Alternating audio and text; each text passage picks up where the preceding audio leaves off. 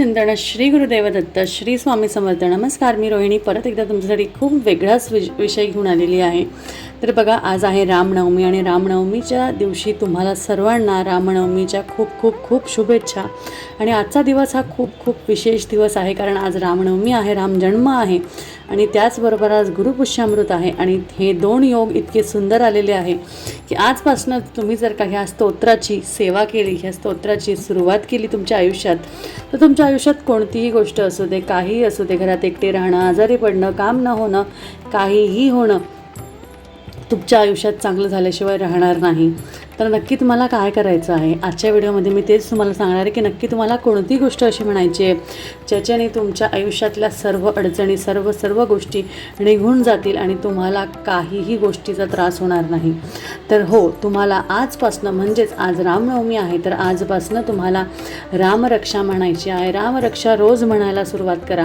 रामरक्षा, मारुती स्तोत्र हे असे दोन स्तोत्र आहे ज्यांनी तुमचं आयुष्य बदलून जाईल. तुम्ही म्हणा, तुमच्या मुलांना म्हणायला लावा, घरात लावून ठेवा, सारखं म्हणा. याने तुमच्या आयुष्यातल्या सर्व आर्थिक अडचणी, सर्व तुमच्या स्वतःवरच्या संकट यांना सगळ्यांना थारा मिळेल आणि तुम्ही त्यातनं बाहेर पडाल. रोजच्या जीवनातील कुठल्याही प्रहरी जर का तुम्ही रामरक्षा म्हटली तर प्रचंड प्रमाणात ऊर्जा तयार होते आणि त्या ऊर्जेतनं, त्या स्पंदनेतनं, रामरक्षेतून ती जागृत होते. आणि ती दाखवण्यासाठी तुम्हाला कुठल्याही चष्म्याची किंवा कुठल्याही भिंगाची गरज नाही आणि ते उपलब्धही होणार नाही, कारण ते तुम्हाला फक्त आणि फक्त स्वानुभवाने मिळणार आहे. तुम्हाला स्वतः जेव्हा अनुभव मिळेल रामरक्षा म्हटल्याने, मारुती स्तोत्र म्हटल्याने, तेव्हा ह्या साधनेतूनच तुम्हाला प्रचिती येणार आहे, या साधनेतूनच तुम्हाला अनुभव येणार आहे. त्यामुळे आजपासनं म्हणायला सुरुवात करा. म्हणायला येत नसेल तर ऐकायला सुरुवात करा आणि त्याचबरोबर त्याच्याबरोबर म्हणायला सुरुवात करा. त्यामध्ये जर का तुम्ही घरात एकटे राहत असाल तर रामरक्षा म्हणा. कुणी आजारी असेल घरात तर रामरक्षा म्हणा. त्याच्या बाजूला बसून रामरक्षा म्हणा. प्रवासात असाल, भीती वाटत असेल, रामरक्षा म्हणा. रस्त्यावरून एकटे जात असाल तर रामरक्षा म्हणा. पहिल्यांदाच प्रेझेंटेशन किंवा कोणतं तरी कार्य करत असाल तर रामरक्षा म्हणा. नवीन देशात, अनोळखी ठिकाणी, लोकांच्या सानिध्यात आहे पण काय करावं सुचत नाही आहे, रामरक्षा म्हणा. त्याचबरोबर तुम्हाला एक श्लोक मी खाली डिस्क्रिप्शन बॉक्समध्ये दिलेला आहे.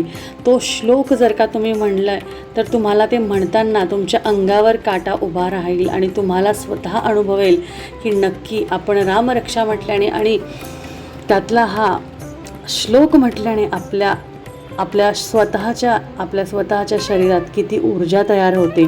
आणि ही ऊर्जा म्हणजे ही पॉझिटिव्ह ऊर्जा आहे.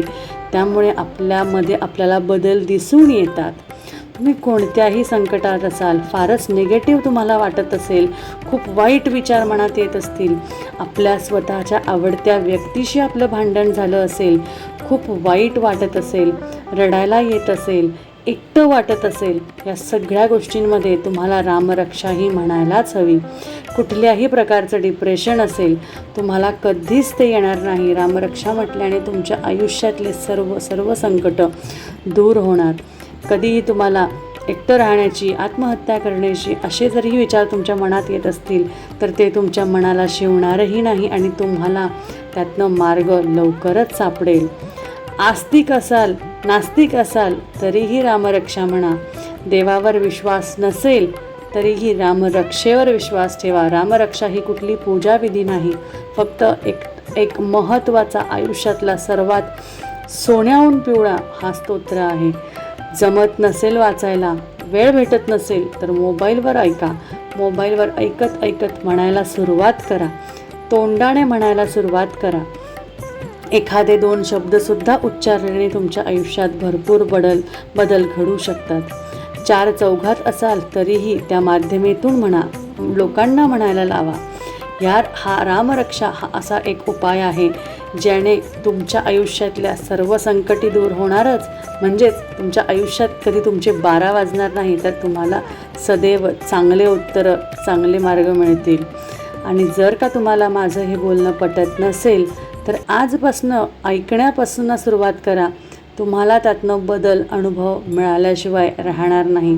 स्वतः अनुभव घ्या आणि त्याची सुरुवात करा. कसा वाटला व्हिडिओ मला नक्कीच सांगा. आवडला असेल तर व्हिडिओला लाईक करा, चॅनलला सबस्क्राईब करा आणि व्हिडिओ शेअर करा. परत भेटूया. श्री स्वामी समर्थ.